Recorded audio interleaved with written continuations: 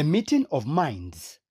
Public and private sector leaders came together in Lusaka to exchange ideas on tackling challenges and driving economic growth. This was during the Public-Private Dialogue Forum PPDF Private Sector Day. At the event, President Hakainde Hichilema called on the private sector to embrace investment opportunities in alternative energy sources and smart agriculture as key strategies to combat climate change. If we had not experienced this drought as a nation, we would have not been vigorously looking at solar solutions. We wouldn't have been. We would have not been looking at clean coal technologies. We would have not been looking at wind, geothermal, and others. So this House today must focus on the flip side of the risks associated with drought and drive investments more in areas that will help us as a country to be resilient so we can continue the trajectory of growing the economy. The President highlighted significant energy sector reforms supported by the forum, including reducing state dominance, empowering independent power producers, and introducing open access and net metering mechanisms. Initially, ZESCO was trying to talk about giving you credit only. We said, no, this will not attract people. We need those who produce 100 kilowatts and are consuming 50 kilowatts, they can actually put 50 kilowatts extra on the grid and not just be given a credit note. They should be given monetary value.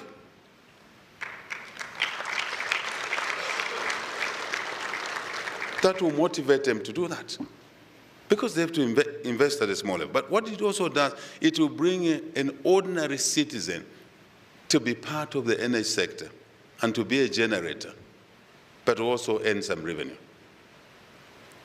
So what else did we say? Tariff blending. Tariff blending to make the tariff affordable in the times of shortage of electricity. We must encourage tariff blending because some producers by nature will be higher cost producers. President Hichilema also directed the Ministry of Home Affairs to expedite the clearance of work permits for foreign expats who will contribute to job creation for Zambians.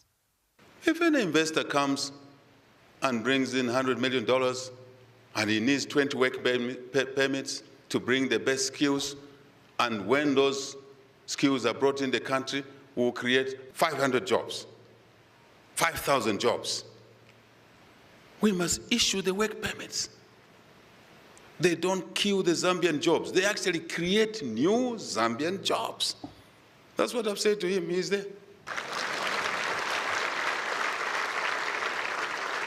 President Hichilema says the mandate of the PPDF is to get things done by cutting on bureaucracy and also promoting local companies.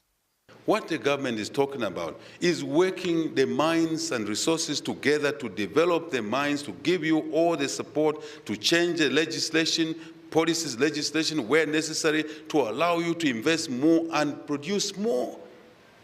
That's our job. But we also want the big mining companies, medium-sized mining companies, to support local businesses in the supply chain. Where is the problem with that? Which economy doesn't do that?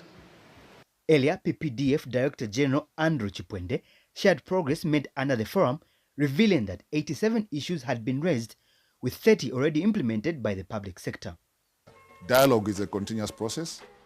It is not all the proposals that come from private sector that would be accepted, but there is a platform at which dialogue can continue. Anything that has not been adopted, the private sector are free to continue engaging until a solution has been found for that issue. At the event, the World Bank International Finance Corporation lead economist Ernesto Cordova launched the private sector diagnostic report. We estimate that up to 21 billion in new investments can be reached by 2030, creating 80,000 jobs directly in these sectors, but importantly, in the economy at large, as much as 300,000 jobs, both directly and indirectly. I have to emphasize that these estimates are indicative. We're very clear about the assumptions we use and are subject to uncertainty. But this also shows that the potential is there. Masauso Mukwayaya, ZNBC News, Lusaka.